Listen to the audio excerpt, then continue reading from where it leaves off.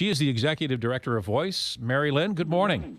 Good morning, and thanks for having me on this morning. Not a problem at all. Now, I know in nursing homes that AARP always goes and they have some of their members and they inspect to see if things are on the up and up.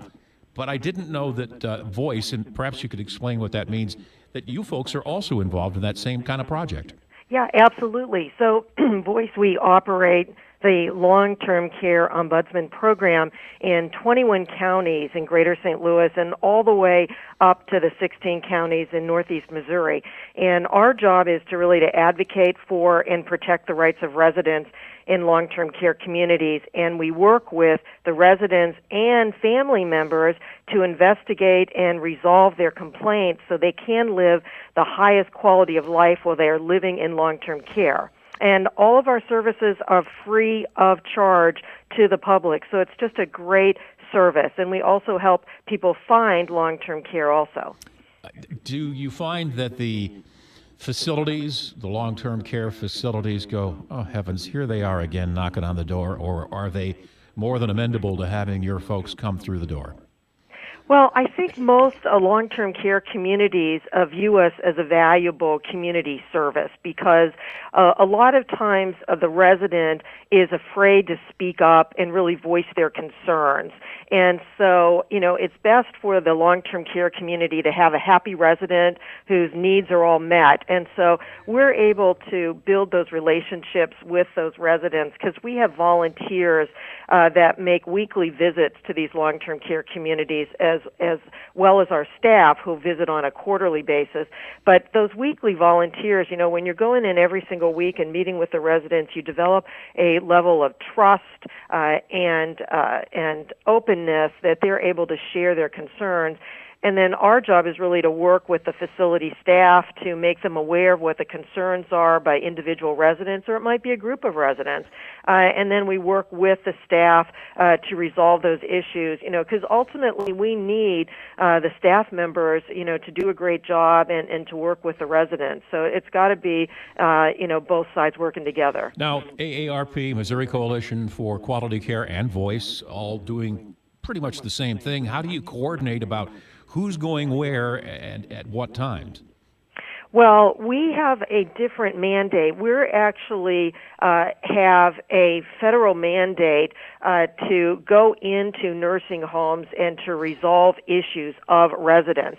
This is part of the Older Americans Act, and we are the only agency that is allowed to do that and have unrestricted access to the long-term care communities, meet with the residents, and meet with the staff. So we actually have a legislative role in the community, and that's why our services are free of charge. It's a federal program. It's also funded by the area agencies on aging.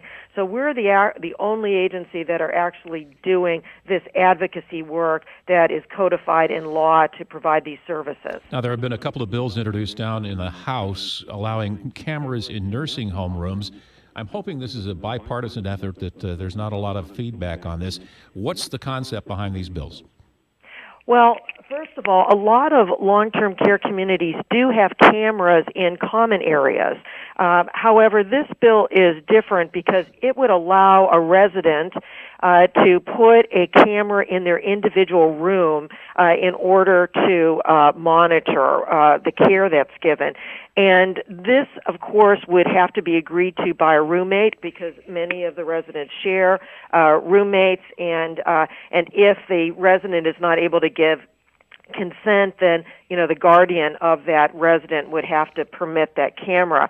But the important thing about the camera is we've got 74,000 Missourians living in long-term care communities. And for certain residents and families, they'd really like to have a new means of protection and deterrence of abuse, theft, and just provide a greater sense of safety. For those residents and families, they'd be able to monitor belongings, quality of care received. They also can confirm or disprove prove allegations of abuse or neglect. So we believe it really would be, for those families who want to utilize this, it would really be an excellent tool. Now, of course, they give up some privacy, but, families would have to make their own decision on whether giving up some privacy offers the added benefit of, having this kind of surveillance in their room. Is it live streamed to a personal webpage or live streamed with video backup or both?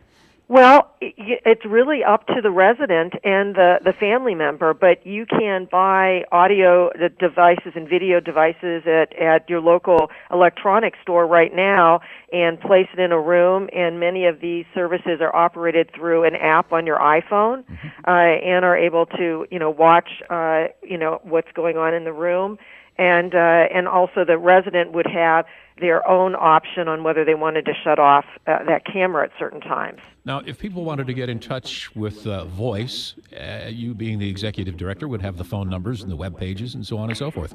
Absolutely. And so the number is area code 314 919-2400, and that's one of the numbers that you can call. And one of the issues with this bill right now is that it was amendments were added a couple of weeks ago that really kind of changed the tone of the bill. Right now, the amendment says that the facility would have the right to turn off the video and audio at any time based on their own discretion, and that obviously would limit the control of that camera by the resident. And the other thing is, for a resident to be able to place a camera in their room, the long-term care community would actually have to permit it by proactively putting in policies and procedures that allow those cameras. And that's another thing that I think would really restrict this bill, because the consumer would not have the right to install the camera unless the nursing home had agreed up front. So we're trying to, reach agreement on those two aspects, because it's really important for the resident to be in control of the camera and to be able to decide on their own as a consumer on whether they want to utilize this tool. Mary Lynn, thank you very much for the time this morning. I appreciate it.